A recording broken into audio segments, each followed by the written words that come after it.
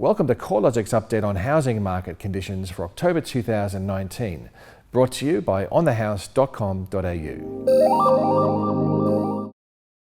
The housing market made further progress towards a recovery in September, with CoreLogic's National Home Value Index recording the third consecutive month of gains, lifting the national value of housing by a cumulative 1.7% since the market found a floor in May 2019. The month-on-month lift of 0.9% in national housing values was the largest monthly gain since March 2017.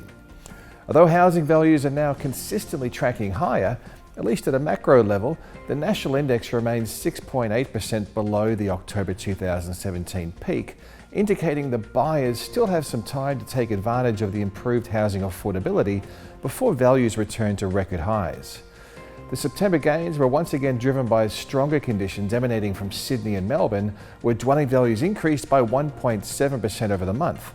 Australia's two largest cities have seen a rapid bounce back in home values over the past 2 months, with Sydney up a cumulative 3.3% and Melbourne up 3.2% in August and September alone. Housing values remain almost 12% below the July 2017 peak in Sydney and about 8% below Melbourne's November 2017 peak. Brisbane and Canberra were the only other capital cities to record a rise in dwelling values over the month, while conditions held firm in Adelaide. Values were down slightly in Hobart and continued their long run of losses in Perth and Darwin. Most of the regional markets recorded a rise in September, with regional South Australia and regional Western Australia the only rest of state areas to record a drop in values. While all regions are benefiting from low mortgage rates and improved access to credit, strong economic and demographic conditions in Sydney and Melbourne help to explain the overperformance in these markets, despite housing affordability being challenging in these areas. Another factor driving the strength in Sydney and Melbourne property markets could be higher levels of investor participation.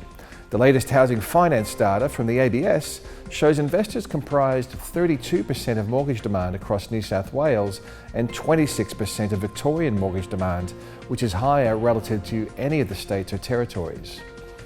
Nationally, investors comprise around a quarter of mortgage demand, well down from the recent record highs of 43% set back in 2015 and well below the long-term average, which shows investors typically comprise about 1/3 of mortgage demand. With capital gains picking up and the narrowest spread on record between yields and mortgage rates, we're likely going to be seeing investor activity rising. Brisbane housing values trended higher for the third consecutive month, taking values 0.5% higher since finding a floor in June. The previously weak unit sector is showing a slightly stronger performance now relative to houses, with Brisbane unit values up 1% over the September quarter, compared with a 0.4% rise in house values.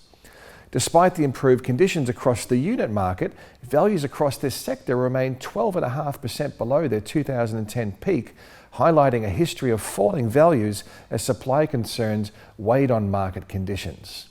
With unit supply now mostly absorbed and buyer demand picking up along with attractive yield profiles, the local unit sector is starting to attract some interest.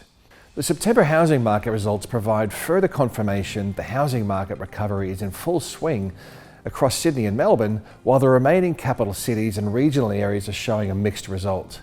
Low mortgage rates and the expectation that rates will move even lower, along with better affordability and a loosening in credit rules, as well as improved housing sentiment, are all factors contributing to the rebound.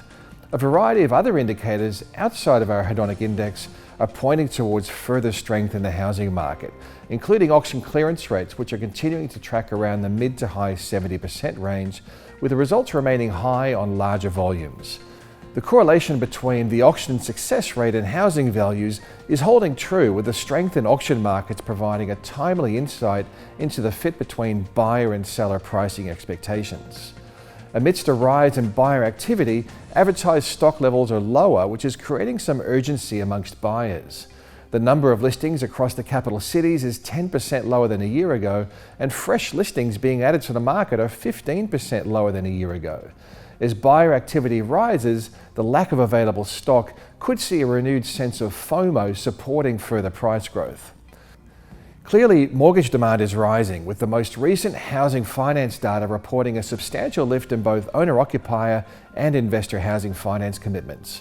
Although ABS data is only current to July, the number of mortgage-related valuation events across CoreLogic platforms has been trending higher consistently, implying a further lift in housing credit through August and September. Policymakers and regulators appear to be comfortable with the housing rebound to date. Potentially improved housing values and activity will help to boost consumer attitudes and fuel spending, as well as ease the downturn in residential construction activity. However, household debt levels reached new record highs relative to their incomes over the June quarter, suggesting the sector is vulnerable to a shock or changes in household circumstances. With official interest rates falling to new record lows in October and mortgage rates continuing to reduce, we're likely to see further upwards pressure on housing prices over the coming months. If you'd like to explore the trends further, you can find a lot more research on housing market conditions at www.corelogic.com.au.